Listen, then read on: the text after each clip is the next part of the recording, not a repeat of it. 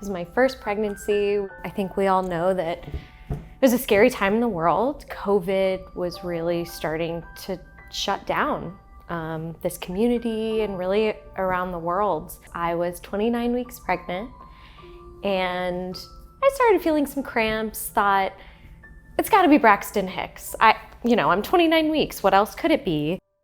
I called my doctor and she said, come in, we'll do a quick check. And all of a sudden I see her face change and she looks at me and says, Anna, things are about to get a little scary. I need you to take a deep breath. We both have no idea what's happening. We haven't gone through this before and we don't know what's going on. She's feeling fine. I'm, just trying to come to. But I'd probably say 5 or 6 people rush in and just start staring at the monitor. And we're just kind of looking at them like, what's going on? Somebody's heart rate decided to plummet. So Dr. Abrams came and talked to us beforehand and said, you're in the 29th week. We're looking at, an 85% survival rate. And I just remember that feeling of, am I gonna lose my baby? They did say, you are not in active labor. We can no longer have your husband here. And that— Because of COVID.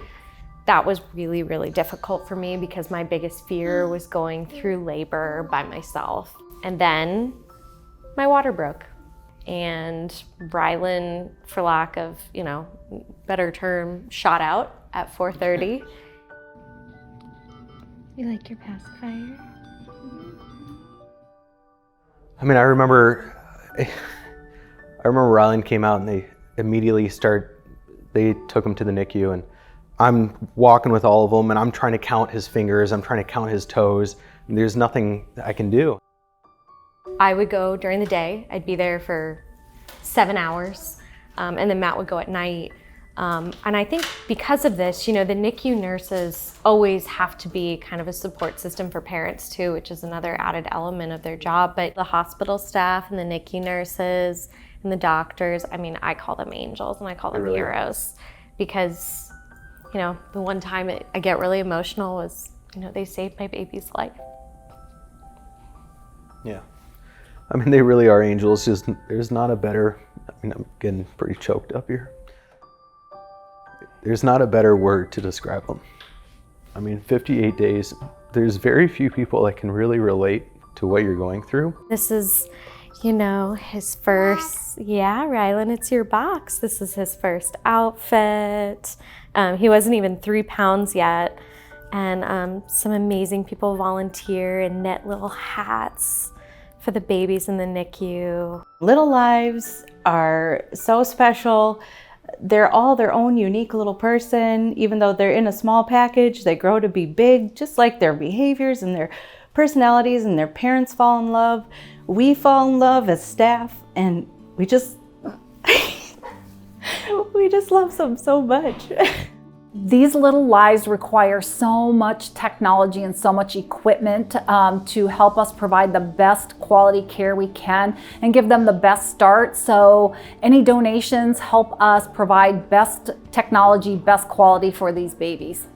The big dream for the NICU, that's a big question.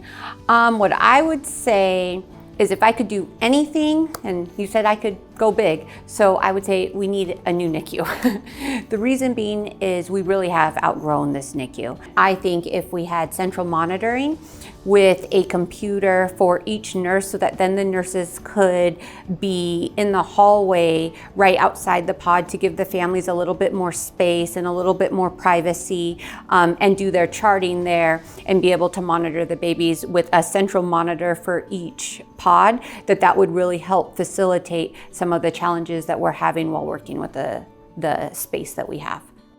Yes, with money you can make advancements, and so therefore we can buy things that we normally couldn't, such as supplies or doing more research, simple as swaddle, blankets and clothing. So all of that matters, every dollar counts. It's a journey and it's gonna be up and down, but these babies are true warriors. They are so strong. And then at the end of this, your baby's gonna come home and it's just going to be a part of your story. He shoots. He scores!